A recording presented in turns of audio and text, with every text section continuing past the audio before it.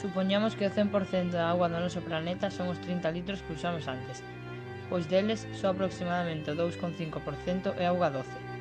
Dela, 2/3, o 1,7%, é auga conxelada e, polo tanto, non dispoñible, e outro terzo é auga continental, un 0,8%.